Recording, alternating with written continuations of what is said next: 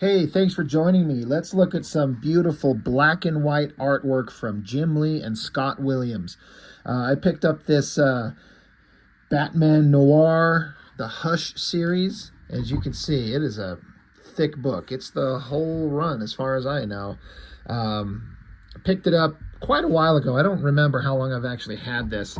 Um, but anytime I get one of my most favorite artists and get to see their work in the black and white, there's almost nothing that's going to stop me from getting it outside of it being priced ridiculously high.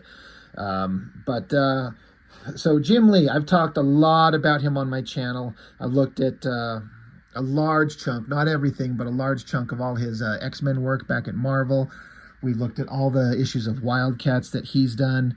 And I've still got the All-Star Batman we're going to look at, his Divine Right series. There's still a lot of work that we're going to look at by Jim Lee.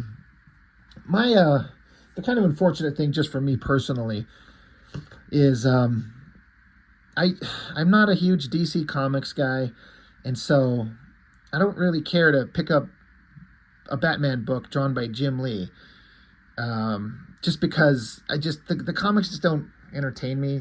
I don't know. I don't have a connection to him. I say this a lot. I like Batman a lot. I love the character, and the right story and the right artist will make me get it. I do have the Hush series in the regular floppy issues. I did collect that whole thing, and I was getting it just because it's Jim Lee, and it's like it was his first major gig when he went over to DC after he sold off Wildstorm and went there.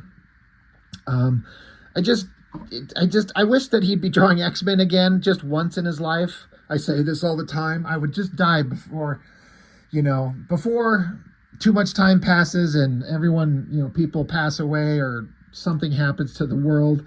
I want to see Jim Lee draw one more issue of X-Men. I want to see McFarlane draw Spider-Man, things like that. I want to see J. Scott Campbell draw anything besides covers. I want to see my favorite artists draw the characters I like on books that I like. I'm very selfish that way. So, this isn't quite as exciting a book as I kind of like. If they'd release like his X-Men work in a black and white book like this, and maybe they have. I mean, does it exist out there? I don't know. I guess what I'm getting at is like Jim Lee's artwork is always great to me, but when it's on a character and a story that I'm not particularly thrilled with, it lessens it slightly. But there's so much to kind of take from Jim Lee's artwork and the skill that he has.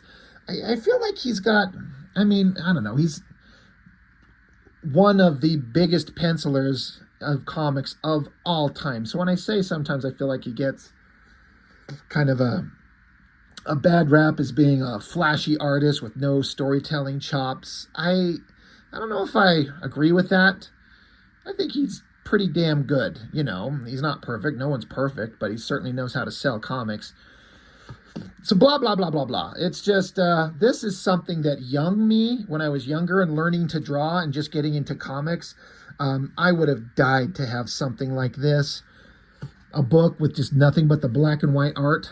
And I know I would have marveled over all the stuff and just been blown away. And then I would have sat there looking forever going, how does anybody get these ink lines? What tools do you use to get these ink lines in this thing? So now that I'm older and you're able to kind of see this stuff online all over the place, again, it's not quite as mind-blowing as it could have been at one time, but still a great get. And yes, that is Jim Lee's actual signature. I got to see him back in 2016. He came here locally, and I got to take two things. You could have them sign two things. So I brought my original copy of X-Men #1 that I bought off the shelf, had him sign that, and then I had him sign this. I was dumb and had him do it on the outside cover. I wasn't thinking. He even asked, you want me to sign on the inside cover? I'm like, no, do it on the front. I thought that his signature would look awesome on the front, which I think it does, but you got to store this thing carefully so it doesn't get rubbed off or anything like that. But that is Jim Lee's signature. He actually touched this book, and I got to meet him and shake his hand for 5 seconds and move along. So it's a thick-ass book. And I kind of, I'm not going to break this up and try and do, every issue individually or anything like that. We're just going to flip through this thing. We're not going to talk about the story. Maybe at some point I'll do the color issues of Hush itself and go over those like I normally do. But we're just here to look at Jim Lee work. Um, he's so damn good. It doesn't say anywhere. I'm trying to just check the credits.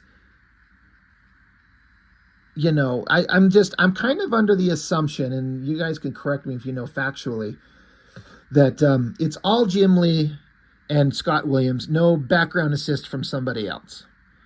It doesn't credit anybody else. So, you know, as far as I understand it, this is all Jim Lee through and through. And but sometimes they sneak in background assists and things like that. And I'm like, well, how do we know if they don't credit us? So I'm just going to assume it's all him. Again, Jim Lee's artwork's amazing, but I don't think Batman is the best use of his talents, and I don't know why. I don't, it looks fantastic. I don't feel like Batman is the best representation of his art. There's that cover to that first issue. It's always interesting to see this thick boot tread, which looks good, but then it's on a spandexy kind of clad leg. You'd think there'd be a big, thicker boot, but who cares? Backgrounds are fantastic. The details on the buildings. So I love all these close-up shots. It's these are tricky to do, to zoom in real close on things like this, like hands working on a lock and, lifting up a door and not make it kind of confusing to understand what we're seeing. But they were doing some big visually exciting stuff. Like this is a double-page spread, and it's just 4 panels. Big giant shot of Batman's hand throwing batarangs into the bad guy here. Doing something to this guy, I don't know, wrapping up this guy here. This is a difficult angle. This is like, I don't know, is this a guy like sitting on a toilet taking a shit and Batman's grabbing him from behind? Like this is a hyper high angle shot looking down. I don't know how it could be drawn better, but it looks good. It's just a really hard, tricky angle. Maybe overly complicated. I don't know. And then I can't help but just... that damn radio of mine in the background. Marvel at Scott Williams inks. I wonder what he was using at the time. As I understand it, and somebody will correct me, but obviously he used kind of your standard Hunt 102 tools and stuff like that. But at some point, as I understand it, he stopped using those and he uses technical pens now. So I'm wondering what he was using here. If it's the Hunt 102, kind of the standard inking stuff. Because this book was originally published. This has been some years ago, right? I don't know if I'll say in the credits when it was originally printed. 2002? Holy shit, has it been that long? Good Lord, I didn't think it was that long. This is like the first interior shot of Batman by Jim Lee. And I gotta say, I was gonna say it sucks. But it's all about context of this amazing artist who knows shadow and lighting and anatomy and everything like that. I mean, in terms of Jim Lee drawings, like Batman's head is kind of tall and his arms are super thick, huge. And I don't care for the way that you can't see his back leg. I mean, you could say, yeah, it's hidden in the shadow of his cape. It's just that foreleg coming, this leg coming forward looks fine. And I guess this little indication back here is supposed to be his other leg, I guess. And I understand that artists always say, like, it takes an artist several pages to draw a character to start really getting a feel for it. Just the massive arm, it always stood out to me as like, it's a little huge, but it's fine, I like this low angle shot looking up as Batman shoots his batarang. Got the little wires and the little gas exhaust from it shooting. The cable up there to get out. Really neat. Giant double page spread of Killer Croc showing up. Interesting in that Jim Lee doesn't really... there's no filled in blacks. Like, he doesn't fill in Batman's mask with the black or anything like that. If I remember correctly, his outfit's kind of like that gray tone. I get that's kind of the classic thing, and it also helps differentiate the characters, like, so you can see his physical body, and if it's in like a gray spandex suit with his black cape behind him. But I don't know, I kind of think a better version of Batman is where he wears almost all black, outfit, cape, everything. But he left it open for whatever reason. I like this little hint, if you're paying attention, way back here behind him in the background, little microscopic tiny silhouette of Catwoman sneaking up onto the scene. And I gotta say, again, I'm not an expert on DC Comics and Batman's villains. This is not a version of Killer Croc that I feel like I've ever seen before. He looks like a mutated monster. He looks like one of the Daemonite lizard alien monsters from Wildcats.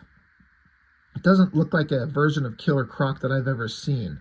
But what do I know? They beat the shit out of each other like they should. This all looks great. I like it when they get into some heavier shadows and cross-hatching lines. I've always been a big advocate of, I think Jim Lee's artwork looks best when he adds a lot of heavy shadows. That Deathblow stuff that he did, even though the character's boring and stupid and the story was boring and stupid, the art, especially on Darker Image #1, I think I've gone over that. I feel like I have. I might have to just revisit just because. But heavy shadows, I feel like Jim Lee excels with that. And then when it's inked with these like cross-hatching lines to give it like a gray tone, I think that's when Jim Lee's artwork shines the best for me personally. So, interesting little bat grapple gun thing. Got to come up with some kind of design on it. Zipping around with Catwoman here. I believe this costume is, was it designed by, is it Darwin Cook? Do I have that name right?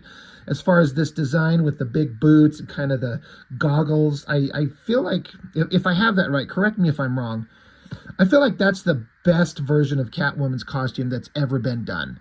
People like that Jim Balint kind of version with the purple thing with the hair hanging out back in the 90s. I always thought it actually looked terrible. I think the Michelle Pfeiffer Catwoman costume in the Batman Returns was a really good version of it. I thought, hell, even the Dark Knight Rises, Anne Hathaway, I mean, it was just black leather on a hot girl's body. It's kind of hard to go wrong, but the little goggle thing that flipped up to be her ears, great costume designs. But in terms of comics, this design, I think, stands out as the best version. So there's the cover image right there. They just pulled that panel and killed all the backgrounds and threw it on the cover, which is, you know, you got a million images to choose from. Why not be that one? I don't know if I would have chose that one. I like this shot of Catwoman landing. That looks really good. I love the smoky backgrounds. This shot that they drew here, this perspective shot, looking down with the city streets and Batman falling, man, that looks good. It seems so complicated to draw backgrounds like that. Love this big shot of Batman grabbing onto the gargoyle, holding himself up, the anatomy of the arms and the side muscles and the leg and the great angle on the feet. So well done. Love this shot of him slamming into the ground, his cape, that shot of his face. Again, all these neat cross-hatching lines giving it a gray tone, kind of.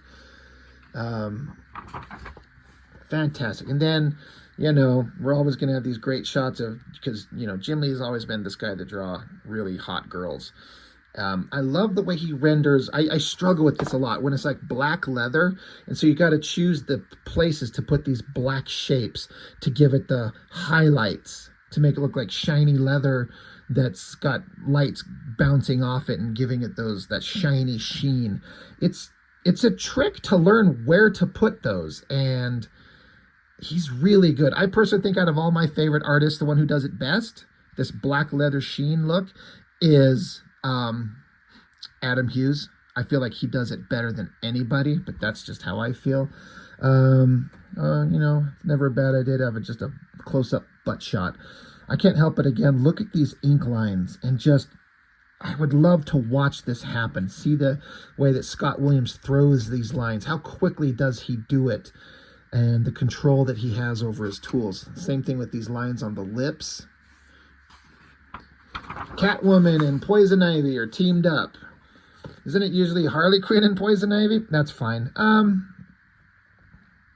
Jim Lee's art style has kind of evolved, and he used to not draw with all this cross-hatchy line stuff.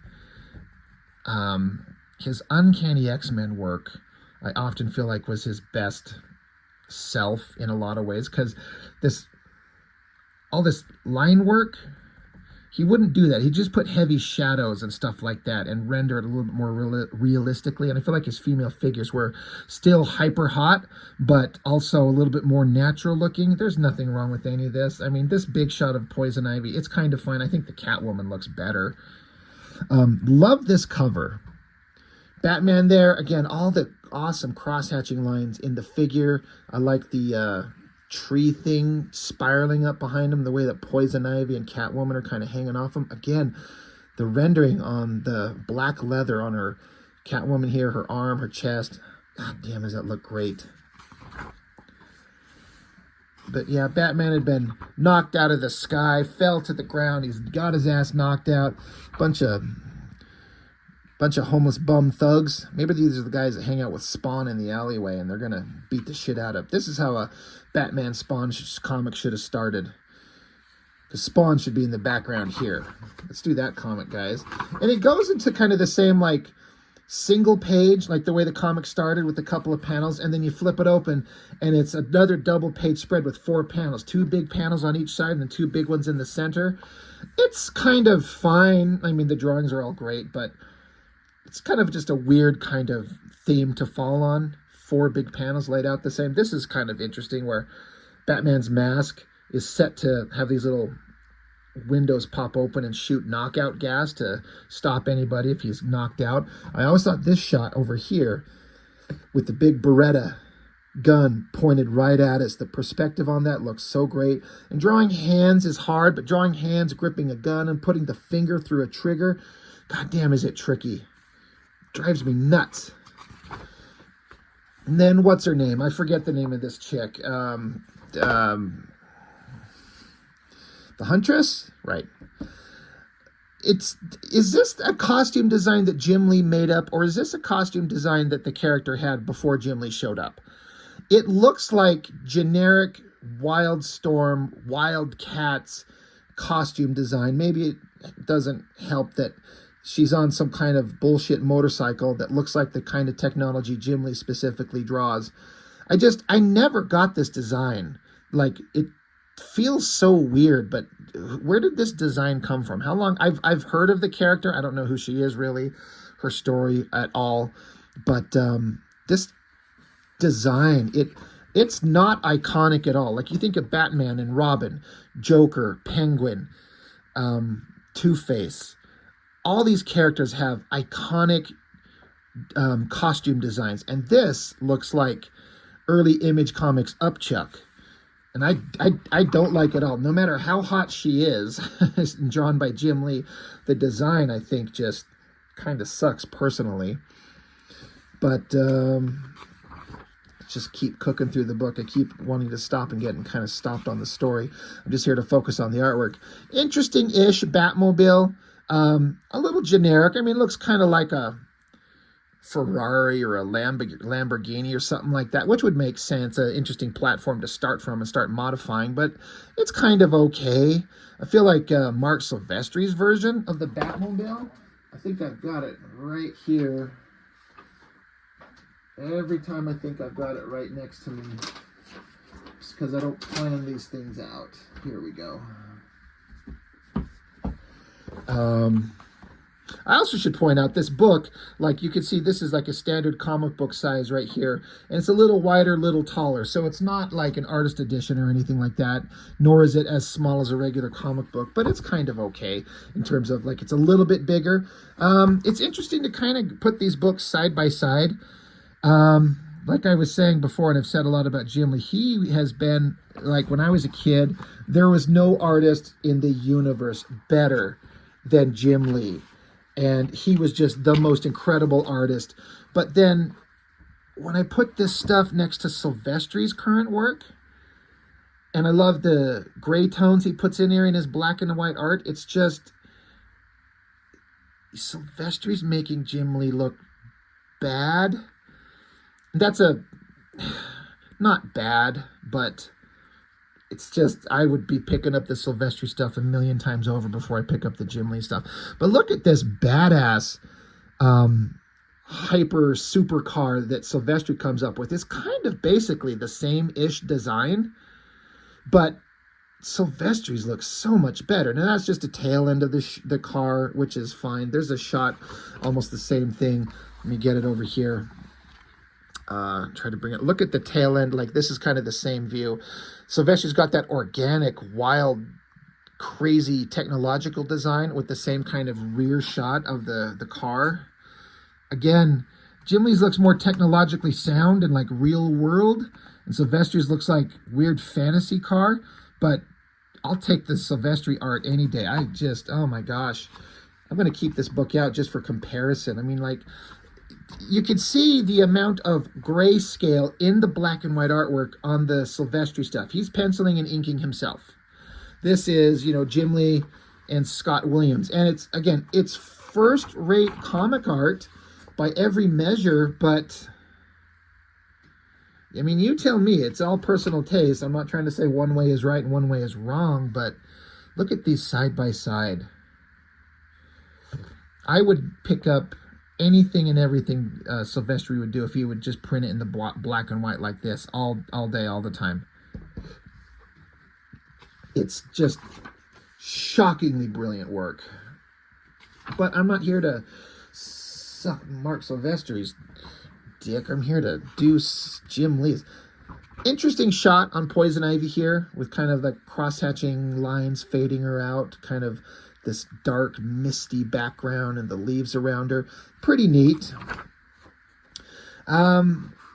There's a lot of big double-page spreads in these books, this Hush series, that I often look at. Like, it feels like it'd be so complicated to figure everything out. Have this like angle of the body lying like this, and then all this perspective background, and have the bat cave going into the background, all these stairs and levels and stuff like that. Just figuring that out, it's kind of mind-blowing to me how they do this stuff. And then we get to a part where Jim Lee, the story takes us into like some past, like the history, when he was a kid. So it looks like Jim Lee pencils it and then does an ink wash on top of it. And I think it looks pretty good. It's not like a preferred style. I wouldn't prefer to see this over his regular stuff, but it's pretty dang good.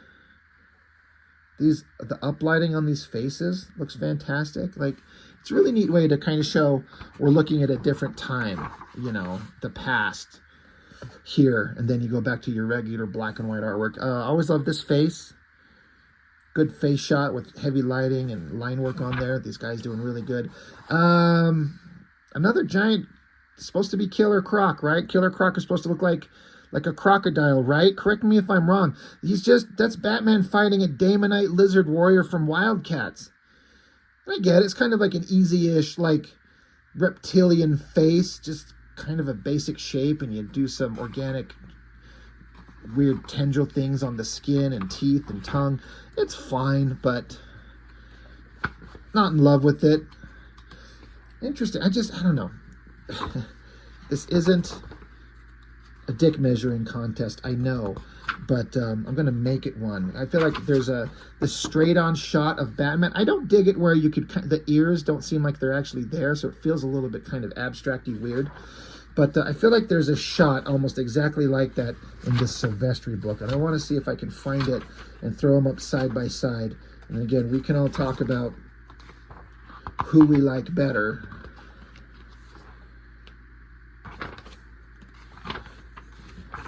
Where is... I feel like I'm certain there's a big straight-on shot. Very similar.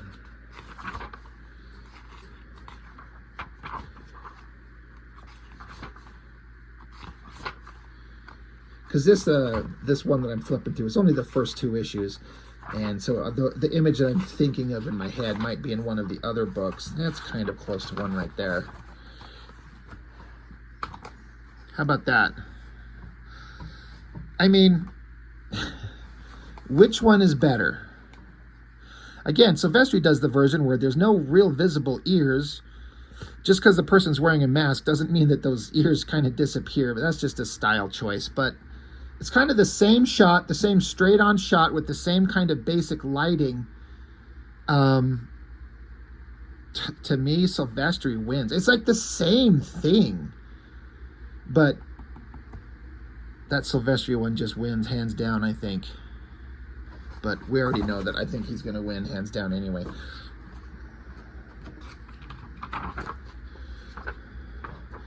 Same thing, we're on issue 3 where it's, you know, new issue, so front page and then double splash page with the 4 panels. This down angle shot on Batman's pretty slick. It's just a weird kind of choice to throw the same kind of panel layout in the beginning of all these issues. Again, does not look like a Killer Croc. It's a good drawing.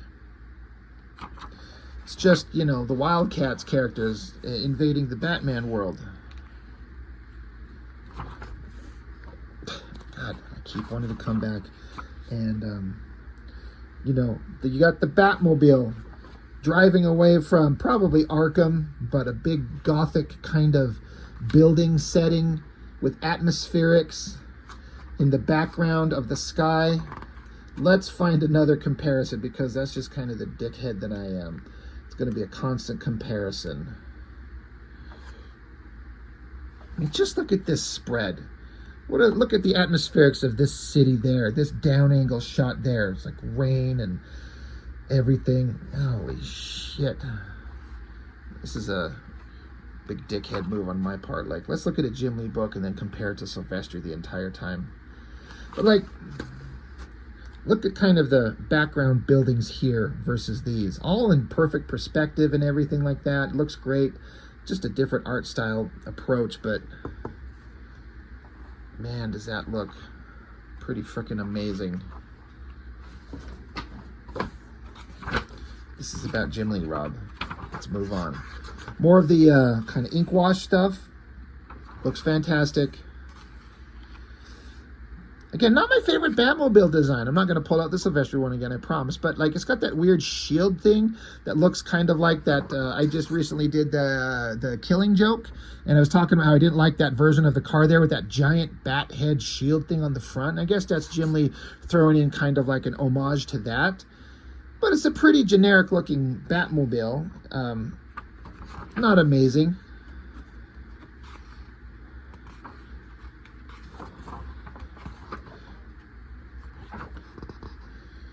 Yeah, like I was saying, me as a kid, when I was reading Uncanny X-Men when Jim Lee started, and then the regular X-Men, then when Image started, if I could have had a book like this on hand when I was learning to draw, I would have scoured through this thing a million times.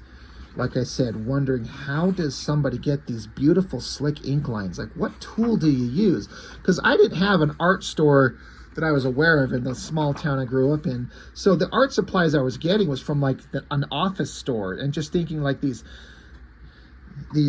jelly roller pens or whatever the shit that I could find was like the highest quality art tools I would ever find, because that's all I could. I didn't know what a good art tool was. I had no one to tell me. It wasn't until years later when I kind of started understanding that these are the art tools that you want to have. Batman and Catwoman, they started making out. They started wanting to bone each other. Now that's, I feel like this right here is Jim Lee getting a real good solid handle on what makes Batman look fucking awesome, and like getting a style down that fits with him. It doesn't hurt that it's heavily shadowed, like I was saying. I feel like when Jim Lee does heavy shadows, that's awesome. This is kind of similar-ish to this shot that Silvestri did. Different angle, of course, but you know, Batman jumping down, holding his cape in his hands, flexing, looking awesome in front of everybody. Kind of a similar thing here. That looks pretty awesome. The anatomy is great, the shadows are great, the pose, the lighting. That looks really cool. Well done. Like, now it's like, all right, he's getting a handle on it in a way. What, 3 issues in, 4 issues in? We got Catwoman and Poison Ivy fighting. They should just make out. Let's just stop all this pretext and just start making out. I have seen this same basic upshot on this woman's face from Jim Lee a lot, and I've studied it a lot. Because I remember rendering lips and noses kind of in this same angle, because I've seen Jim Lee draw this up angle, and it's so hard to do. camera low, looking up on any face, man or woman, but women's faces are especially hard to keep them youthful and beautiful, but still get the right angle with the jaw and the lips and placing the nose correctly. But I've seen him draw that up angle a lot, and it looks very much like a Jim Lee drawing. Which is weird, because it is. This one, I love it. All this beautiful, slick feathering line work in the body down there. If it had more of that kind of gray tone, it would look more like the Silvestri book, and I just feel like it would look better all around. Of course, we had the awesome kind of Superman, for some reason, is under kind of the control of Poison Ivy. I love that shot of them kind of hanging on her, or her hanging on him. And pretty awesome cover. I think I've seen the pencils of this, and then a bunch of artists doing ink practice over that. Like there was some kind of contest somewhere, I think years ago, where people were inking this image, trying to show how good they were. And it was really interesting to see everyone's kind of interpretations. Let's see if they do that same kind of panel layout. Front page, and then 4-page or double page spread with 4 panels. Big close-up of her face there. Love this angle on Superman's face. All the line work on his face there, shooting his eye lasers. Batman grabbing Catwoman and getting her out of the way. Good action, good movement. Then he's underwater, and he can pull frickin' like underwater breathing apparatuses, a self-contained underwater breathing apparatus, or scuba, and he just pulls them out of his belt, and he's got like little mini like propeller jets on his boots to zip along. I mean, it's a comic book, so of course that shit's gonna work. It's a little silly. I'm kind of digging the way he's drawing Poison Ivy with her long hair and all these leaves hanging off her. Kind of elegant, kind of neat. I like that shot of Poison Ivy's face right there. It's a little bit more naturalistic and not the kind of the angular way that he draw faces sometimes. I think that face looks good. This is interesting with her like hair covering her eyes. You just get her nose and her mouth. Very pretty, kind of sensual. Batman pulls out the kryptonite ring to punch the shit out of some Superman, and Catwoman's kind of getting hot for him, because who wouldn't?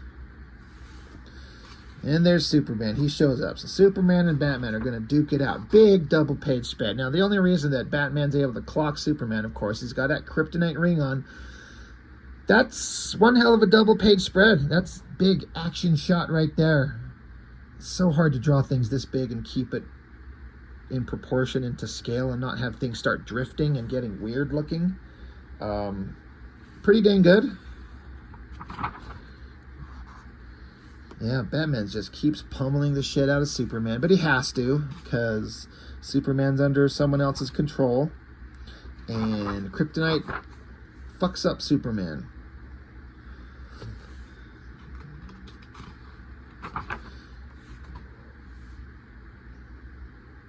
Good shot there. Kind of a classic shot of Superman rocketing into the sky. Love the line work on that to give it speed and motion. Rescues Lois. She was going to fall from the sky.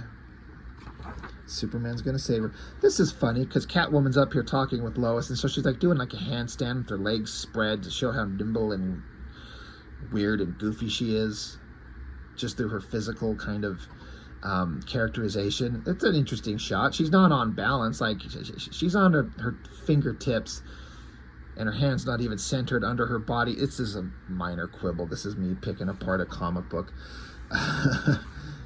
It's fun, but not very believable.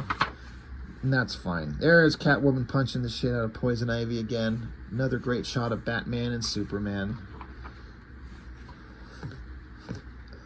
I liked Jim Lee's version of Harley Quinn in that's weird Harley Quinn outfit she's got and the mask. Everyone draws those ear things, those with the little poof balls, like going up high and hanging down. I like that Jim Lee would render them hanging down to the side. It's like a dumb thing to kind of be interested in, but I felt like it worked. I kind of liked it better than a lot of the ways I've seen him do, or a lot of other artists draw Harley Quinn. Hell of a street shot. God, the perspective on this, like it's basic one-point perspective, but getting all that detail in there, that must be really time-consuming.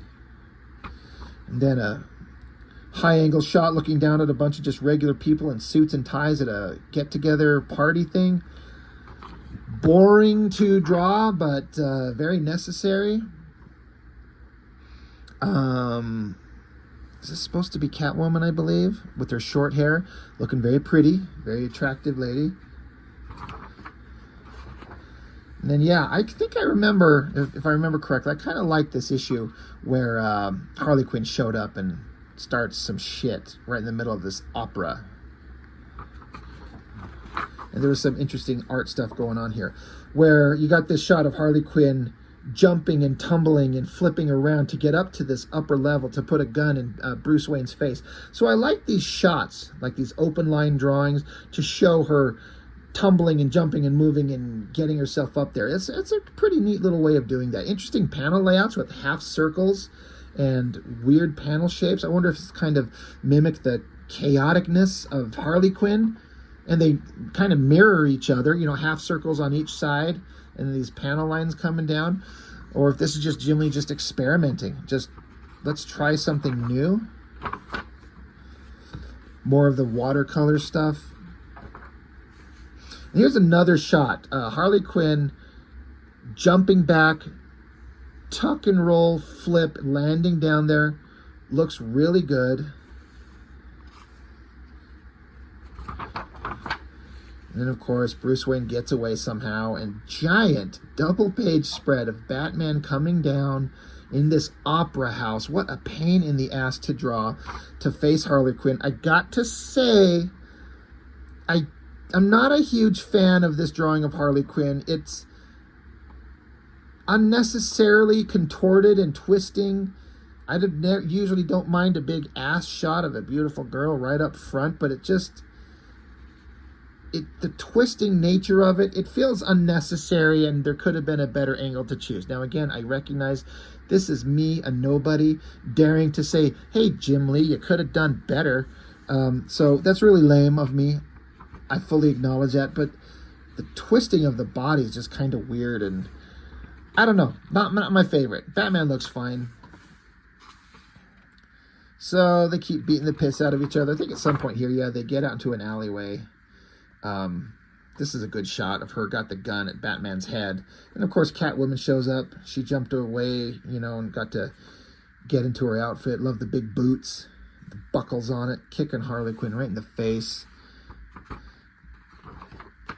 And then here's another one of those great shots. Man, these must be complicated to draw. And this is where I give Jim Lee full credit for great anatomical bodies. You know, even though I was just talking about that big shot of Harley Quinn that I didn't think works really, really well. But it's both Harley Quinn and Catwoman starting here, running with each other, you know, jumping off the background stuff here to get up here high. And so you got all these open line drawings of the figures. I'm going to bring them up closer. It just having to draw these female bodies in this very simple open line illustration to show the movement. All of them are really well done. Like these shots of Harley Quinn jumping up here. Like, Jim Lee knows how to draw this comic book, you know, human figures, and I love it. I think it's amazing. Really dig it.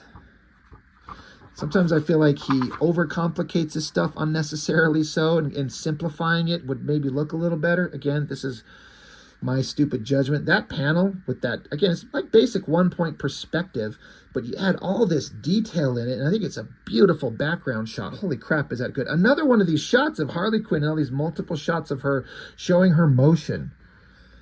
Batman gets out to the back alleyway, kicks the fucking door open. Boom. Love this heavily shadowed shot on Batman there. He's screaming no, and you got the Joker.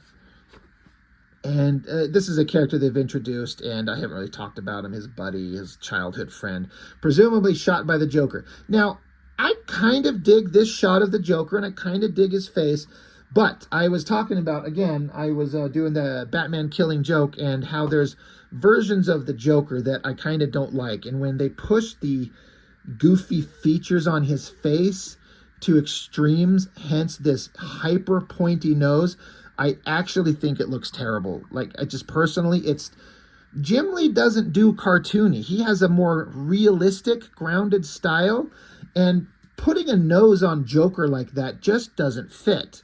It doesn't work. This is just my opinion. I don't think it does. I think I read Jim Lee say that he didn't feel like he did the best version of the Joker. If I am misremembering that, please correct me. So I do kind of dig this shot, but this cover, like, it's well drawn and it's creepy, and I like Batman's hands around the Joker's throat. It's all cool. Let's flip this face around. Like, it's good, of course. I hate that pointy nose and the hyper skinny chin and little cheekbones like that. It's not my favorite version of the Joker, and I don't feel like Jim Lee quite nailed it. But like I've been saying, a lot of these artists talk about how they have to draw a character a whole bunch before they finally get a kind of handle on him. But I do not like that pointy nose. I don't. It's not something that I think that works. There's a little kind of callback to The Killing Joke when he shot Barbara. There's this double page layout again on the beginning of a new issue with the side panels and the middle panels. Look at all this stuff with just kind of the ink wash. But yeah, hyper pointy nose there. Don't dig it. This Batman punching Joker. Like, it's a good drawing and everything, but ugh. That nose. I'm not having it. I'm not digging it. I do like this shot. Again, heavy shadows, heavy cross-hatching, gray tones. And that shot of Joker's face, that uplighting, the ink's on his forehead. Let me bring that up closer there. I mean, that looks good, even with the pointy nose. I'd love to see the pre-penciled pages. Look at this up shot on Joker, because you got to do that up angle on that giant witch's pointy-ass nose that he's got there. And I love the angles and the planes of the face. It all looks very three-dimensional. Just that stupid fucking nose. But, more great watercolor stuff. Batman sitting here thinking about what happened to Batgirl, how she used to be able to be out there with them. And it's interesting because he's saying, Batman's like, he could kill Joker and he wants to, and maybe he should. So again, calling back to The Killing Joke. And I was talking about that review. I was like, is that canonical or not? Because there's things that kind of can't be, and then things that definitely are, like her. The text is saying, I think of Barbara and snapping the Joker's neck becomes that much easier. Batgirl, she loved the job, possibly even more than Dick did as Robin, and I indulged her, maybe out of respect for her father. I understood her addiction to seeking out justice, to rid the city of evil that manifests itself here, even though she knew the risks. I like this shot of her, this kind of ink wash of her kind of standing on the roof, just kind of reveling in the fun and the adventure of being Batgirl. But then we get the Killing Joke image, shoots her, and it says, still haunted by that single moment. She cannot give it up, even without the use of her legs. She is invaluable to me in her role as Oracle, and I tell myself that Barbara would understand what I have to do tonight. So I like that they're addressing it. They're talking about it. So it kind of puts the Killing Joke book as, like, canon. But I don't care. It's fine. It's just one of those, like, you just kind of have to hand wave certain parts of it that don't make sense. Catwoman stopping him from killing Joker. There's kind of a callback to when Jason Todd died, and it's kind of like a redo of, I think, that Mike Mignola cover where he was dead on the cover. That's a kind of a version of that. There he is holding his body. So, Batman, of course, going through the steps of all the characters and the people in his life and the horrible things they've suffered. This was an interesting thing to leave in here, where he's thinking about what could happen. What if Catwoman died? And so it's just like a pencil drawing. This would be a hell of a thing and a challenging thing for an inker to take on, because it's very clear, but you got to do a lot of interpretation to make that image work. And I bet somebody who knows what they're doing could really make that work. But that's interesting that they throw this one penciled version in here like that. That's pretty neat. But anyway, there's another shot of Joker's face and that fucking nose. God damn, it just, that nose stands out. I do not like it. Getting into some heavily shadowed stuff. This is where I feel like Jim Lee kind of excels. I like this. This is almost like a Sin City kind of thing going on here. I like that. I love the line work on this face, the uplighting on that. Big, thick lines. Again, I'd love to see, is this Scott Williams throwing these lines with the brush? I would have to guess so. Jeez, it looks good. Love this shot here. Like the heavy shadowed silhouettes and then the water on top of them, defining the figures. Gordon talking him out of killing the Joker. Like, don't do it. Look at these aerial shots looking down. And the guy, Batman's friend that got shot by the Joker over there, Catwoman over there, Harley Quinn over there. So you can see the scene that they all were in. It's a good shot. Looks really cool. There's a great shot of the city and the the clouds in the sky and the rain, atmospheric stuff. A little bit better than just a blank sky and letting the colors figure out. That's looking pretty good. And then it's this character, Hush or whatever, but he's got a coin, so you're led to think that maybe it's Harvey Two-Face. I honestly don't remember who the fuck the guy was or who anybody was. Was it Jason Todd? Isn't that who he ended up being? Spoilers, if I have that right. Anyway, who cares? I always dug this shot of Batman and Nightwing running across the roof. Good running shot. Great city backgrounds. Jimmy comes up with some really interesting kind of architecture. And it looks good. So, you know, we're getting long here. We're 2/3 of the way through this thing. So I'm going to have to start skipping through here a little bit quicker. Just if we're going to get to the end of it before we go for too long.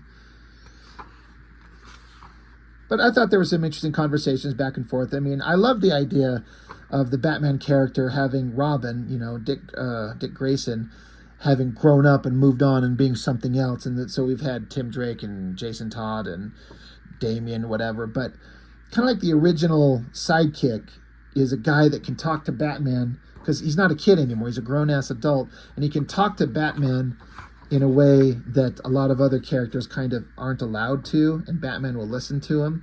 I think it actually is really cool. I love this shot. Again, great shadows. Good shot of Nightwing's face right there.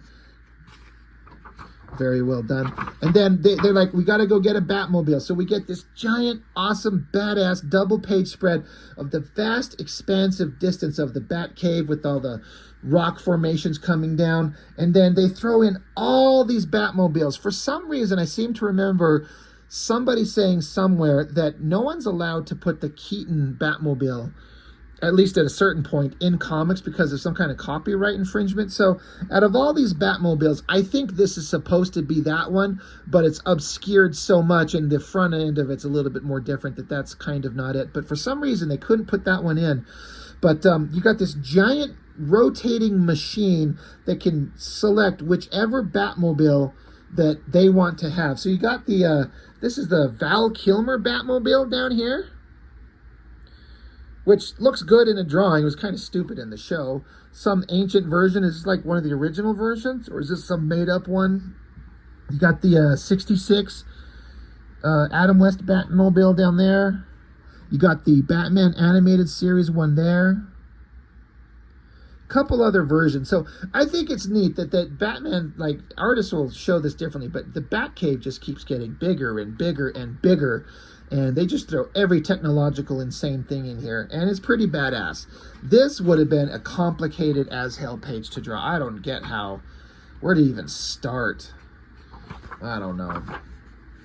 Interesting choice to have the headlights project the lights on the ground, the street in front of them, in the shape of a bat too.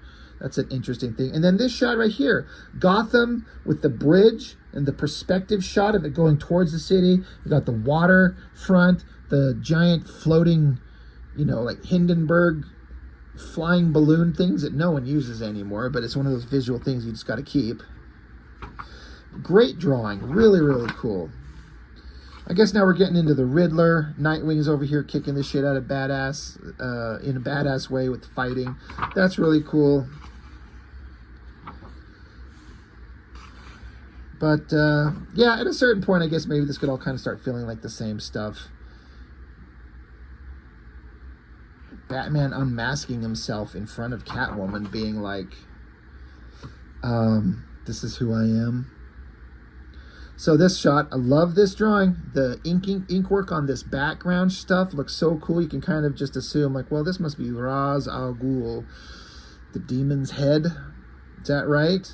Batman's always like, they're just taking this story and running him through all of Batman's villains. Like, they got to run into everybody, and so all the major villains. And why not?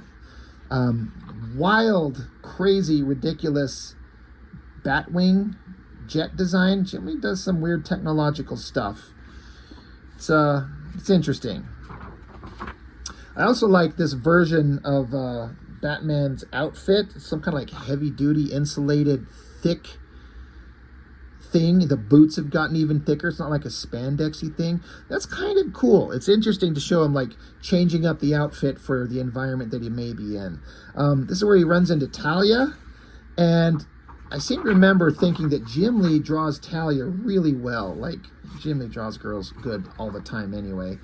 But I feel like there was a couple drawings in here. I was like, man, that looks good. But let's keep cooking through here.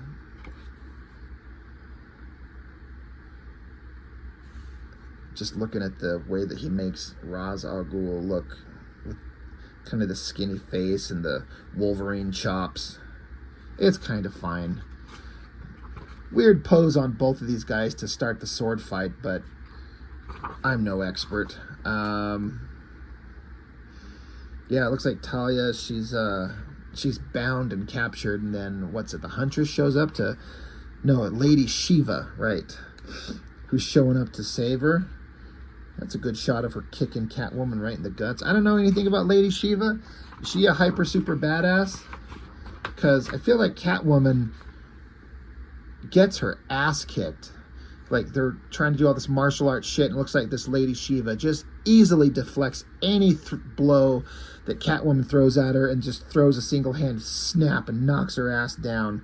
So I like, this is interesting. I don't know anything about Lady Shiva. I don't know who that is at all.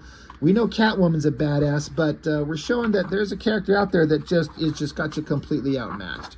Meanwhile, Batman's over here fighting against the demon's head. That's fine. They're sword fighting. That's great. Keep fighting, fellas. Good action shots as the fight keeps going. Catwoman's just losing bad. But then Talia gets up, and apparently Talia's a hyper badass. This shot right there, I feel like this is one of those shots where Jim Lee just nailed the hell out of it. Her face is so beautiful, and that long dark hair, and the pose, and that loose billowing shirt that she's got on. Just a simple little drawing, a simple little panel, but man, does that look good.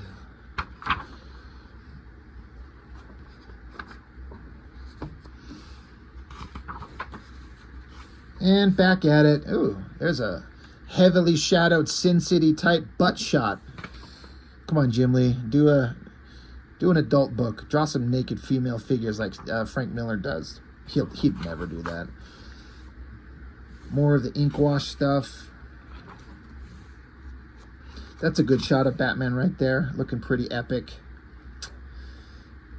Got that same thing with the back leg in the shadow and the foreleg coming front. But I feel like he's got the proportions nailed better than that front shot that I was talking about, where he was just so disproportionately huge.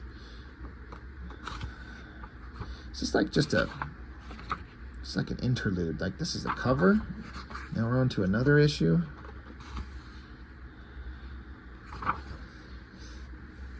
Again, double page spread with 2 panels on the side, 2 in the middle. Robin shows up, and he doesn't know what's going on, so he starts punching Catwoman. Doesn't know that she's there because Batman's allowing it. So he has to step in the way and tell him to knock it the fuck off. Calm down, you kids. Good shot. I love this shot right there. Look at this, like, heavily shadowed kind of rim lighting on the side of Catwoman's face over here. That looks amazing. And then the goggles and the way the glass is rendered.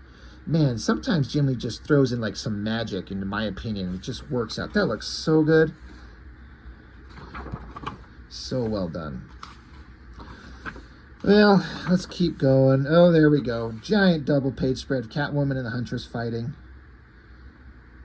That's, I mean, God, what could he sell these pages for? I mean, Jim Lee's artwork is outrageously expensive on the like collector's market. This shit, what would this be? 5 figures at least. Would be awesome to have some of these on my wall, but I will never have enough money to own a Jim Lee original. So just won't think about it. But yeah, keep fighting.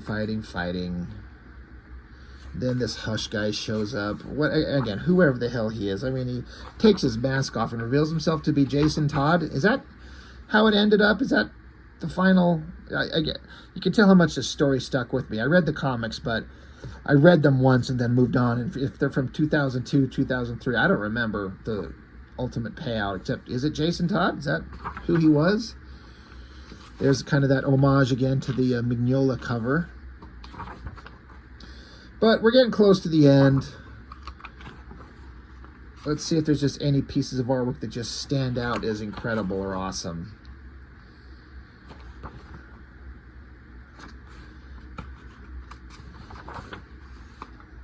It's just a bunch of talking and a bunch of fighting. It all looks good. There, hell. Again, the double page spread. Use that canvas. And the most impressive thing visually is this down angle on the church across the street and all the kind of details in the church building. That's pretty awesome. Of course, there's nothing to, you can't like not acknowledge the great figure work. But again, drawing things this big, it's so complicated. Like I said, it's easy to get the figures to start drifting and getting distorted at that size. And see, once Jim Lee starts leaning into the heavier shadows, I just feel like it all looks so much better. Same thing right there. I swear every page in this comic it's just raining everywhere. Every page got rain in it.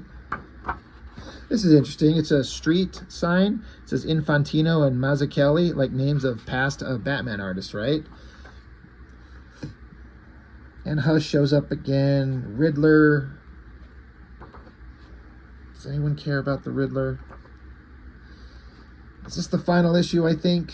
I think it is. Let's just quickly flip through this thing.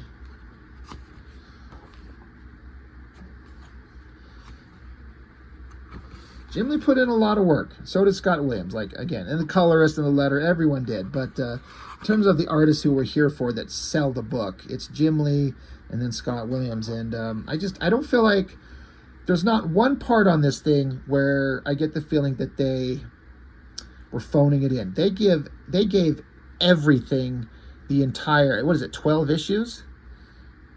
I get a feeling that Scott Williams probably had fun inking this rocky background cave stuff because it's just a bunch of like abstracty chunky shapes, and it's probably fun to do if you got a nice sharp brush tool just to ink that in. I bet you that's fun. But yeah, I feel like they gave 100% the entire time. And there's a lot of artists out there that, not a lot, but some, the big names who don't have to put in this level of work. They don't have to do this. Jim Lee only has to do this because he wants to. He's already super wealthy at this point. But I like to think that he does it because he loves it. And that is super commendable. Some cover gallery, these big double page spreads, you get all the heroes. So what? Robin, Batman, Oracle, Gordon, Huntress, Superman, Nightwing, and then the Hush, Jason Todd, yes, I don't know, Catwoman. And then you get the villains. Ugh, that Joker face. It's just the worst. Oh, what a way to end it. It makes me want to puke. I'm sorry. I understand if you like it. You don't have the same problems that I do. I hate that nose. I hate it. And then the pointy chin.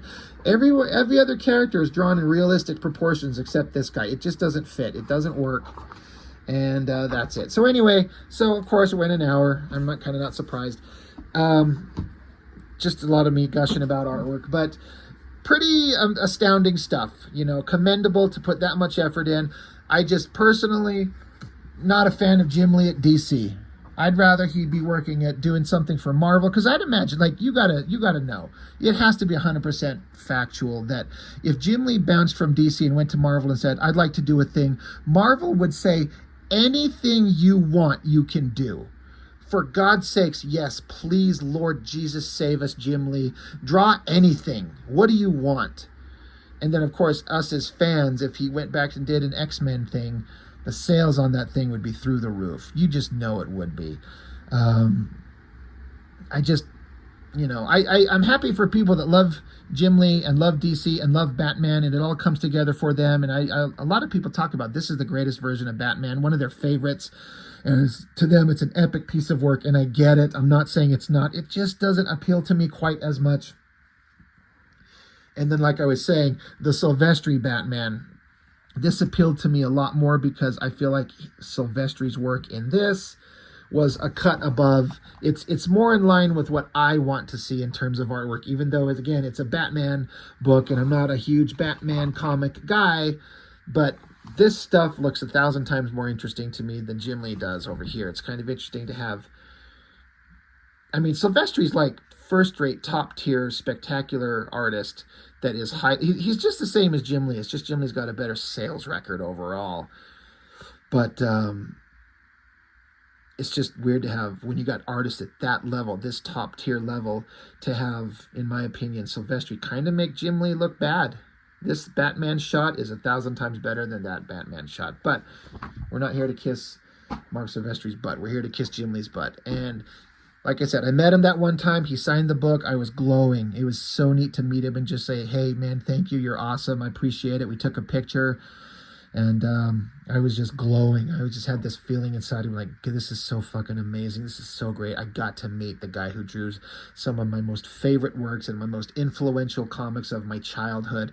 And he's standing right here, and he's being awesome. To him, it's one of a million people he's seen over his career. It's just like, hey, here, let me sign your book. Thanks. Take a picture, snapshot. Hey, good job. Thanks. On to the next one.